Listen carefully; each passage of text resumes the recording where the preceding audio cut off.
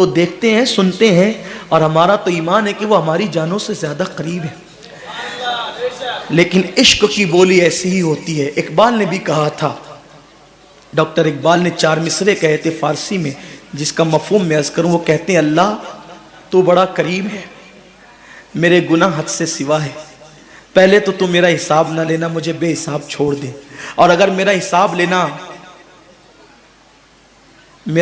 لینا تیری غیرت اس کو لازم قرار دے، تو پھر میری عرض ہے کہ میرے محبوب کی نظروں سے چھپا کر کے لینا، کیونکہ جب میری بے حیائیاں کھلے گی نا تو میرے محبوب سے برداشت نہیں ہوگا۔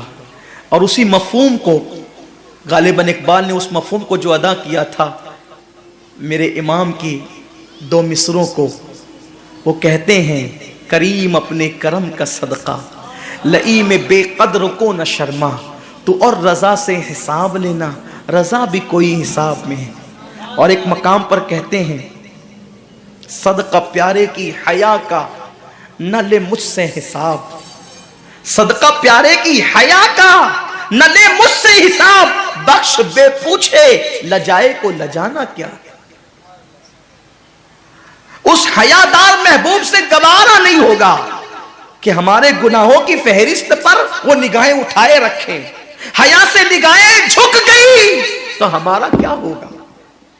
ثعلبہ کہتے ہیں مولا میرے گناہ پر چاہے جتنا بڑا مجھے عذاب دے دے، لیکن میرے محبوب کو خبر مت ہونے دینا، یہ کہہ رہے ہیں۔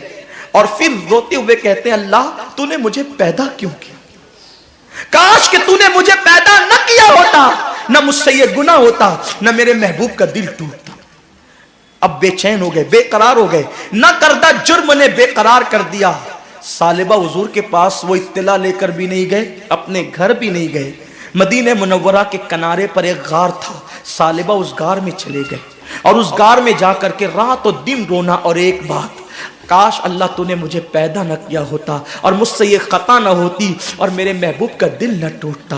مولا میرے محبوب کو اس گناہ کی اطلاع مت ہونے دینا، ایک ہی بات کرتے، مجھے بخش دے، مجھے معاف کر دے، یا مجھے عذاب دے دے، لیکن میرے محبوب کو اس گناہ کی اطلاع نہ ہونے دے۔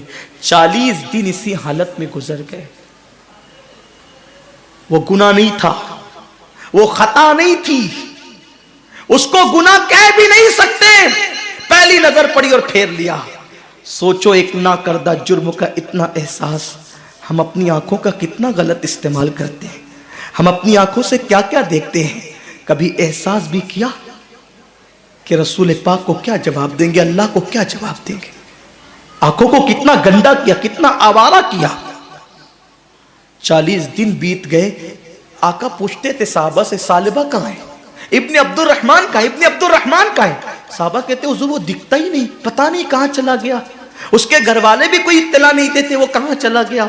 ایک دن 40 دن کے بعد جبریل علیہ السلام آئے اور عرض کیا آقا اللہ آپ کو سلام فرماتا ہے اور ارشاد فرماتا ہے کہ آپ کا ایک غلام ہے جو ناکردہ جرم پر بہت شرمندہ ہے، اور 40 دن سے غار میں وہ رو رہا ہے۔ آقا نے حضرت فاروق اعظم اور حضرت سلمان فارسی کو کہا کہ جاؤ اور جا کر کے ثعلبہ ابن عبد الرحمن کو بلا کر کے لاؤ۔ یہ لوگ گئے، ایک چرواہا بکریاں چلا رہا تھا، اس سے پوچھا ابن عبد الرحمن کو تم جانتے ہو؟ اس نے کہا میں کسی ابن عبد الرحمن کو نہیں جانتا، کسی ثعلبہ کو نہیں جانتا، بس اتنا جانتا ہوں ایک جوان ہے جس کے دل میں جہنم کا بڑا خوف ہے، اللہ کا بڑا خوف ہے، اور اللہ نے اس کو جہنم سے آزاد کر دیا ہے۔ فاروق اعظم نے کہا تجھے کیسے پتا چلا؟ تو کہا وہ رات کے آخری پہر میں غار سے نکلتا ہے، سر پہ ہاتھ رکھتا ہے اور آسمان کی طرف نظریں اٹھا کے کہتا ہے اللہ کاش کہ تو نے مجھے پیدا نہ کیا ہوتا، نہ مجھ سے یہ گناہ ہوتا، نہ میرے محبوب کا دل ٹوٹتا، مجھے معاف کر دے یا سزا دے دے، لیکن میرے محبوب کو اس کی اطلاع مت ہونے دینا، اگر میرے اس گناہ کی خبر میرے حبیب کو ہو گئی تو ان کا دل ٹوٹ جائے گا۔ وہ یہ کہتا ہے۔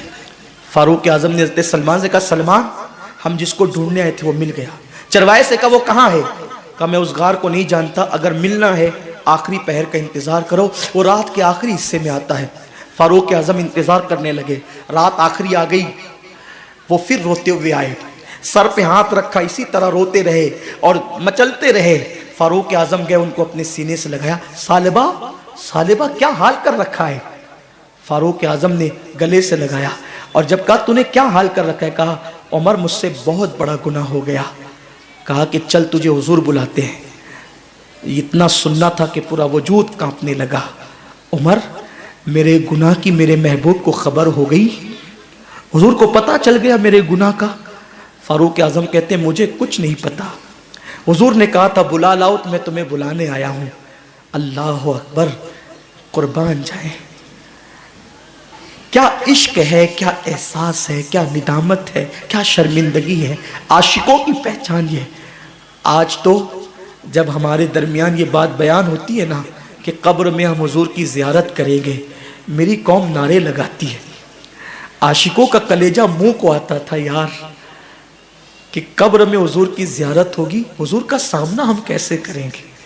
اتنے پاپ کرتے ہیں، حضور کا دل دکھاتے ہیں، حضور کو اذیت پہنچاتے ہیں.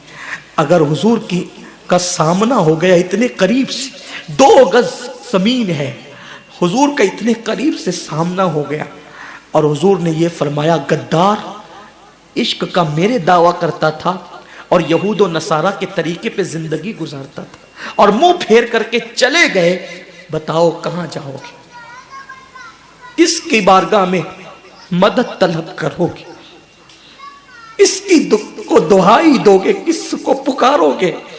سب نے صف محشر میں للکار دیا ہم کو، اے بے کسوں کے آقا اب تیری دعائی ہے. ارے عاشقوں کی طبیعت تو یہ تھی کہ پیر نصیر الدین نصیر کہتے ہیں شرم اسیاں سے نہیں سامنے جایا جاتا، یہ بھی کیا کم ہے تیرے شہر میں آئے ہوئے. سرکار غوث پاک جب پہلی مرتبہ حضور کے روضے پر گئے تو غوث پاک رضی اللہ تعالیٰ 1 سیکنڈ بھی کھڑے نہ رہے اور وہاں سے یہ کہتے ہوئے نکل پڑے اللہ ان کے صدقے میری مغفرت فرما. کسی نے کہا عبد القادر جیلانی آپ کھڑے نہیں رہتے؟ فرمایا شرم آتی ہے کیا منہ لے کر کھڑا رہوں.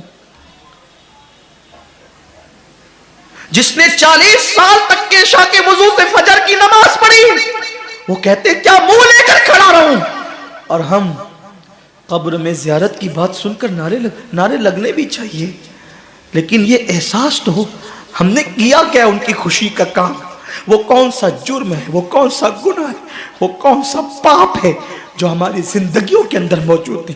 مسلمانوں اگر آپ برا نہیں مانے، کتا ہم سے بازی لے گیا، کم سے کم وہ کتا ہو کر اس نے کبھی اپنے کسی عمل سے نبی کا دل نہ دکھایا.